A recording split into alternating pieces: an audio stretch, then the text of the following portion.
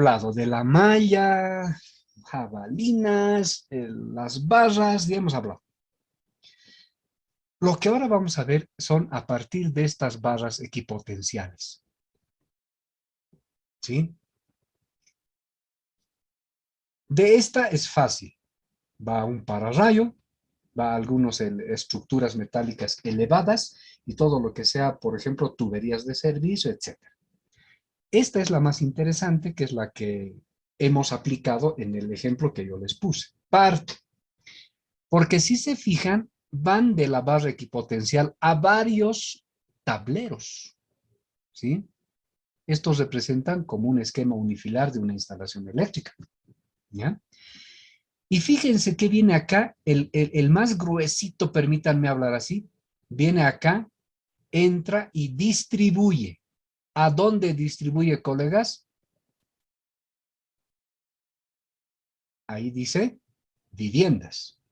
No dice pisos, no dice tableros solamente. Este es el criterio que hemos tomado. Hemos hecho una malla y va como acometida por el piso, un cable bien gruesito, y a cada edificio se entraba mediante una barra equipotencial. Y así evito hacer para cada edificio una mallita chiquitita que después se va a sobreponer. ¿No ven? Entonces, asunto arreglado. Esta es una idea que ustedes deberían empezar a considerarlo como un hecho ya más completo, cuando alguna vez les van a preguntar, les van a decir, ¿y cómo se tiene que hacer pues una puesta a tierra? Piensen en esto, dibujen algo como esto y plantéenlo. Y a partir de eso les dirán, no, no, muy caro, bájelo aquí, bájelo allá, pero ustedes ya habrán planteado algo así, completo, como alguien siempre le dice, ¿no? ¿Cuál es el ideal de una puesta? Este es.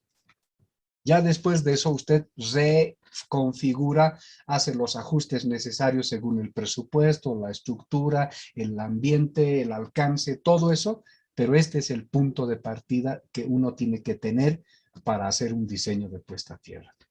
¿Ya? Entonces, claro, ya cuando la puesta a tierra ya está en este punto, en la vivienda, ¿no es cierto? En una de estas viviendas, ya se distribuye de este modo. Voy a hacerle un zoom para también seguir explicando. Aquí está. ¿Sí? En este caso un poco menos. Ya. Ahí está. Entonces fíjense que acá el cable de fase entra a la protección principal, ¿sí? Y luego con el cable neutro va a la protección ya de tablero, ¿sí? La de sobretensión. Y luego entra a la protección diferencial y a partir de esa va a las protecciones bifásicas, ¿no? O monofásicas, dependiendo, ¿no es cierto?, de carga. El cable de puesta a tierra entra junto con ellos, pero no va a ninguna protección, va a un barramiento. Y de ese barramiento sale un cable de puesta a tierra que va a acompañar a cada circuito. Y de ese barramiento también puede ir a otro barramiento paralelo y va a alimentar otro tablero y va saliendo, ¿sí? Y puede continuar, ¿sí? Ese es el panorama. Y aquí hay un detalle de lo mismo cuando es un solo tablero, ¿sí? El cable de puesta a tierra, que es el cable de protección, PE, y va a cada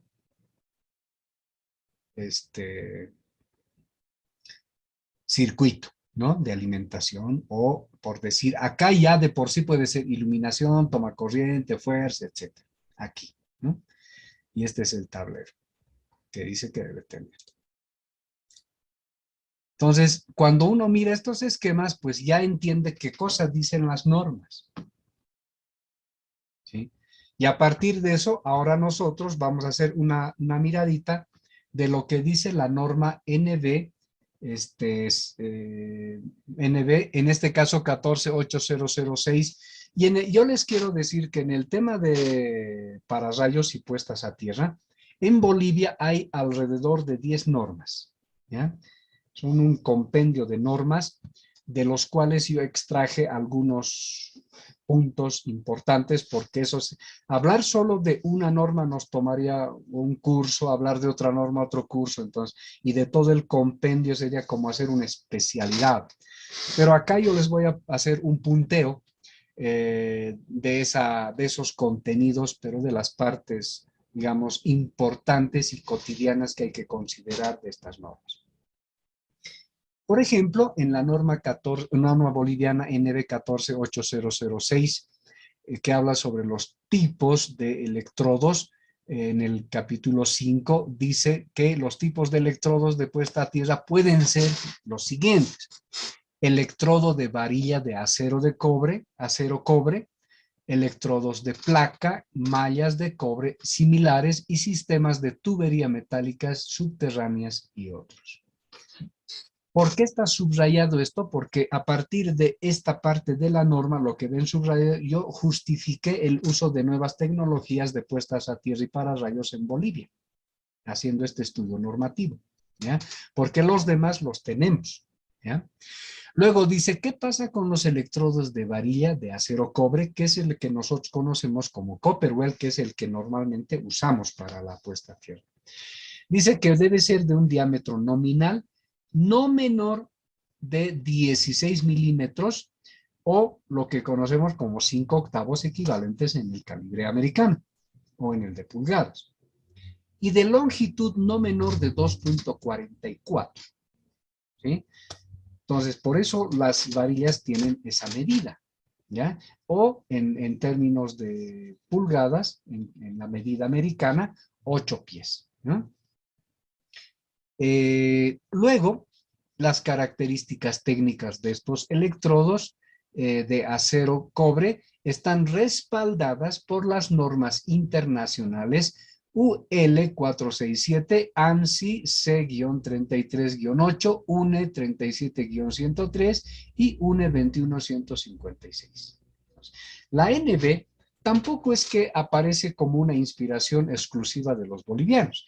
Las NB hay que recordar que son también una contextualización de las normas internacionales al contexto o al escenario boliviano, no es otra cosa, ¿ya? O sea que siempre vamos a estar ligados a las normas que están en nuestro contexto de países, Brasil, ¿no es cierto?, Chile, Argentina, Perú, etcétera, y también las normas que están en Estados Unidos, Colombia, Europa, España, todos los países que industrialmente superan a nuestro estado y son más productivos y por tanto tienen normas que también van a importar o exportar en base a sus productos, ¿ya? La NB 14806 también habla de los tipos de electrodos u otros tipos. Entre esos están los sistemas de tubería metálicas galvanizadas subterráneas que pueden servir para rayos, otros sistemas o estructuras subterráneas metálicas locales, tales como tanques subterráneos protegidos contra la corrosión, porque si no, si se corroe ya no sirve. Los electrodos de varilla o tubos, que no deben medir menos de 2.44 u 8 pies. Otra vez está haciendo mención a ese detalle, ¿ya? En la 14808, que es otra norma, habla sobre la medición de la resistencia de puesta a tierra. Y acá hay un aspecto importante que dice que la medición de la resistencia de puesta a tierra para fines de registro y control, o sea, una cotidianidad bajo los protocolos de seguridad industrial, se podrán realizar en cualquier época del año. ¿Se acuerdan esa curva? Para establecer eso. En temporada de lluvias, verano, época seca, invierno. ¿Ya? O sea, se puede medir en cualquier lugar, pero habla también sobre un tema de seguridad. ¿Qué dice? Que según de las personas durante las mediciones, ¿qué pasa? O sea, la medición se la puede hacer, El problema es la persona que va a hacer la medición o las personas. En esos casos, ¿qué se hace o qué recomendaciones da la norma? Dice, evitar realizar mediciones en condiciones atmosféricas bajo tormenta. ¿Por qué? Porque si están haciendo una medición de una puesta a tierra y además está eso ligado a componentes activos en un circuito eléctrico, una instalación eléctrica, que pueden sobretensionarse por efecto de rayo o lo que sería peor, están ligadas a un pararrayo que también puede descargar en el momento de una medición, pues para la persona es sumamente peligroso. Por eso, en esos casos, se puede medir, pero para la persona ya no. Entonces, en esos casos, la persona tiene que evitar hacer la medición, ¿no? De hecho, en seguridad industrial, lo que se hace es un protocolo de evacuación. ¿Eh? Muy bien. Entonces, evitar en ese sentido, dice, las mediciones en épocas de tormenta. Otra cosa, cuando se realizan mediciones cerca de sistemas de alta tensión, donde es posible que se presenten potenciales elevados en forma de accidental en la estructura y en el terreno. O sea, ahí también hay que evitar de hacer una medición. Por eso hay que saber muy bien dónde vamos a hacer la medición, cuándo vamos a hacer la medición y cuáles son las condiciones atmosféricas, sobre todo para la medición. Acá hay una tabla de las comparaciones entre varias técnicas de medición que hay para poder aplicarlas. Si se dan cuenta, nosotros hemos utilizado, a ver, ¿dónde está? Método de la caída de tensión, regla del 62%, eso hemos dicho que es el método de las tres puntas, método del potencial 4, método de la inserción de curvas, método de la pendiente y método de la estrella delta. Nosotros en el del método del potencial 4 también lo hemos hecho, ¿ya? En estos recuadros están descritos las aplicaciones recomendadas, las ventajas, desventajas y algunas observaciones en relación a estas mediciones. Limitaciones, etcétera, ¿no? Eso para que lo vayan considerando y viendo y apliquen cuando les toque hacer un tipo de medición específico. En la misma norma 148008 están las consideraciones generales para las mediciones, los cuales establecen que la profundidad para las estacas deben ser una profundidad mayor a 15 centímetros, o sea, menos de 15 centímetros puede marcar error en la lectura. Entonces, normalmente, por eso estas varillitas están entre los 25 a 30 centímetros y si pueden utilizar varillas de mayor profundidad, punto, mucho mejor, ¿ya? Entonces, por eso es que yo utilicé la misma varilla de 2.4. Entonces, imaginen que la norma me ha permitido hacer eso. Estar fuera del área de la influencia, que quiere decir esos aros que hemos dibujado, hay que alejarse, porque si no vamos a hacer una lectura errada. Hay estos protocolos en la norma, ¿sí? Estos protocolos que ustedes los pueden contextualizar a sus empresas. Ya lo único que hacen es ponerle su logo, alguna cosa y le quitan esta banda. Y entre las cosas importantes acá que van a notar, por ejemplo, están las mismas cosas que hemos estudiado, que se tienen que llenar como datos. Aparte de la ubicación, está el tipo de terreno, fíjense que es una de las cosas que hemos estudiado. Están el estado del terreno, es un reconocimiento que en el video, en el ejemplo, hemos aprendido cómo se hace. Y luego están estas ubicaciones para la medición, y aquí hay un elemento de cálculo, y establecer los parámetros de medición y dibujar acá esa curvita que hemos visto que le da esa cierta estabilidad a la medición de la puesta a tierra, y acá establecer un esquema de medición, ¿ya? Luego está para el caso de la resistencia de puesta a tierra, de la misma manera. Miren, te preguntan inclusive, ¿dónde está esa pregunta? Miren, estado de los suelos, muy húmedo, semihúmedo, etcétera. Eh, Después está la descripción, ¿no es cierto?, de los qué se ha enterrado, se ha enterrado jabalina, cintas, qué es lo que se ha utilizado. Están los tratamientos del suelo, qué se ha utilizado, ¿no es cierto? Sal, carbón, torgel, todo está acá. Entonces solamente hay que empezar a ticlear. Entonces les ayuda a hacer la fecha, el valor, etcétera, y inclusive en alguna otro protocolos dice, ¿cuándo fue la última vez que llovió? ¿No? Entonces una pregunta, ¿por qué? Porque si la fecha en la que llovió fue ayer, esa medición puede que sea buena, pero no confiable, ¿no es cierto? Entonces, si ha llovido la semana pasada, esa lectura sí le va a dar una confiabilidad. Por ejemplo, ese es un dato importante, ¿ya? Para no tener lecturas erradas. Y en la 148009, que es otra norma, habla sobre las puestas a tierra propiamente, que dice que son conductores de la puesta a tierra, que son utilizados para unir varios electrodos también, que son considerados como parte de la instalación del sistema de puesta a tierra, ¿no? O sea, esos conductores que unen de varilla a varilla, ¿no? Deben estar enterrados a una profundidad mayor o igual a 50 centímetros. Yo les había dicho que la norma habla de 50 centímetros o mayor. ¿Cuál sería el otro mayor? Pues la profundidad que puede. Pero si no puede profundizar más, entre 50 y 80 centímetros es una profundidad bastante aceptable, ¿ya? Ahora, dice otra cosa, siempre es preferible utilizar conductores de pocas hebras. Por eso ese conductor altamente flexible de tantas hebras no es útil, ¿ya? Elementos de conexión que se pueden utilizar, pues están varias, entre esas, por ejemplo, las certificadas para enterramiento directo o las soldaduras exotérmicas, como son los que ya hemos visto. En esa misma norma se establece, por ejemplo, los riesgos asociados a una deficiencia de funcionamiento o la ausencia de una puesta a tierra, ¿ya? Puede ser potenciales en estructuras, al paso, en equipamientos, o pueden estar, uno puede ponerse en riesgo al estar muy cerca a equipamientos o próximos a equipamientos, ¿ya? Y se pueden generar esos riesgos. El cálculo de la resistencia de puesta a tierra en la norma 148009 está en base a esta ecuación, ¿sí? Si se dan cuenta, es diferente a lo que nosotros hemos considerado en nuestro desarrollo.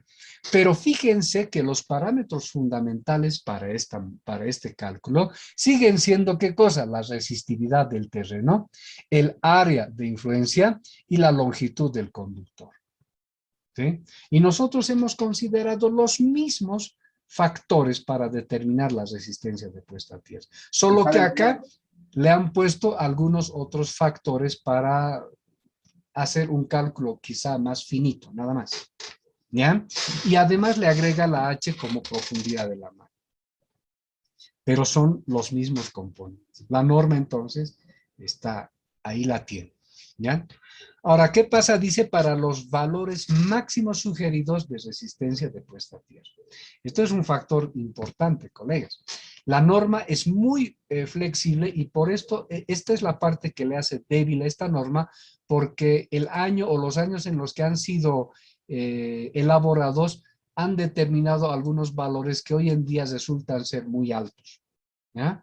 A ver, estamos hablando de subestaciones de media tensión, 10 ohmios, protecciones contra rayos 10 y tecnología digital comunicaciones 5 ohmios.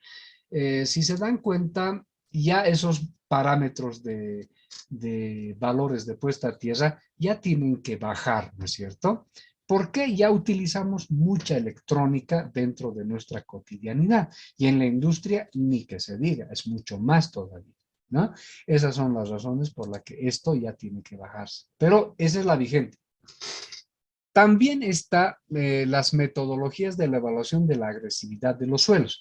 Esta tabla les va a ayudar a estudiar algunos problemas específicos que se les presenten cuando estén haciendo un trabajo de puesta a tierra. Y se han dado casos cuando yo he estado dando conferencias, me decían, hemos hecho todo, pero no nos sale. Entonces le dije, ¿han revisado la norma en la parte donde habla de la evaluación de agresividad? No, y esto es. ¿Por qué? Acá, por ejemplo, de hablar de las condiciones del suelo, clases de suelo, sus resistividades, condiciones de agua, el pH, la acidez, etcétera. Estos factores que pueden estar interviniendo para que usted no tenga o no logre el resultado que quiere lograr bajo los procedimientos que ha aprendido, ¿no? Que ese sería, porque alguien ha dicho, hemos hecho todo, no nos sale. Hemos hecho esto, otro tampoco nos sale y estamos patinando. En una conferencia así me encontraron. Yo les dije, esto tienen que evaluar. Han evaluado ellos, han dicho, sí, tienes razón, hemos encontrado esto y sí, ya estamos encaminados en la solución. Entonces, esa es otra forma.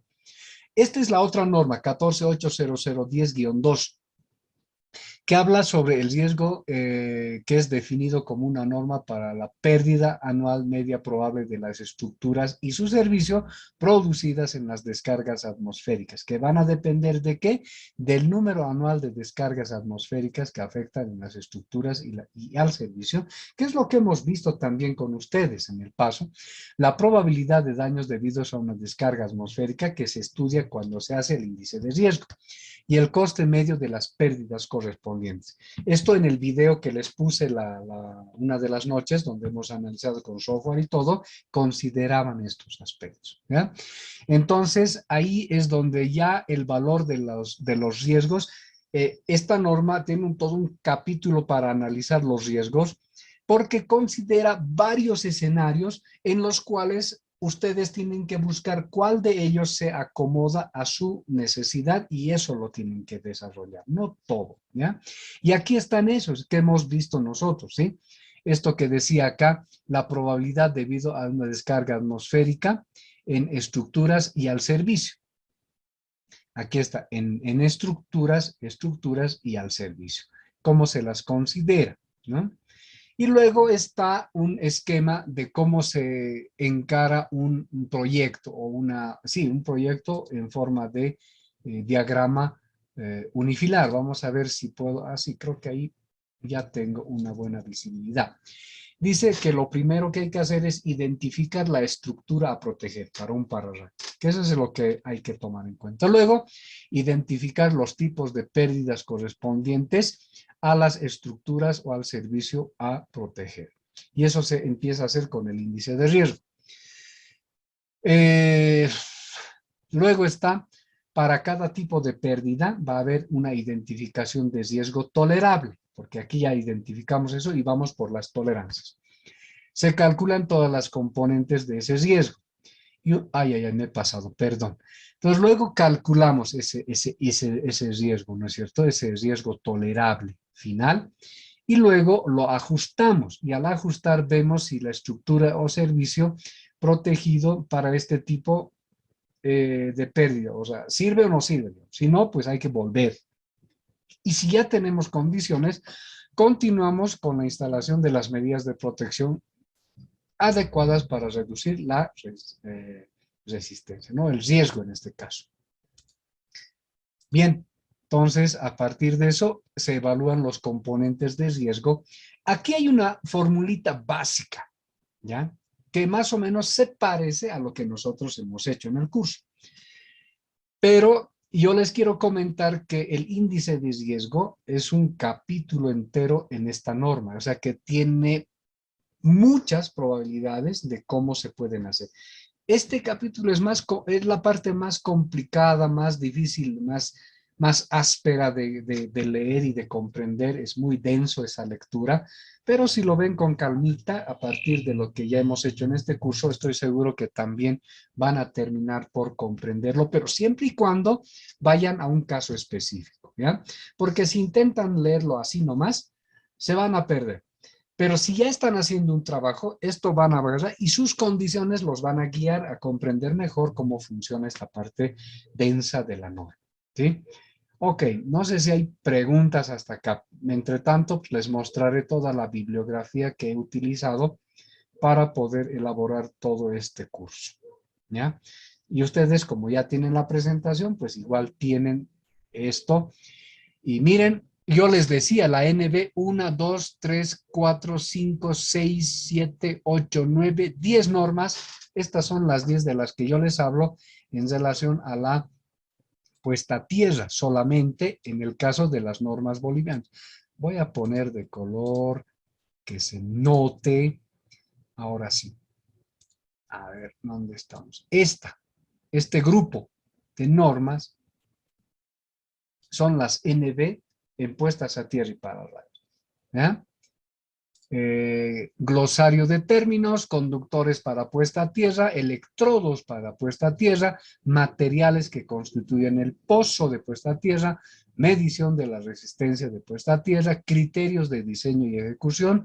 Luego está esta otra que tiene principios generales de pararrayos, evaluación de riesgo, que es el que dije que es el más denso, daños físicos, estructuras y riesgo humano, es otro capítulo denso, y sistemas electrodos y electrónicos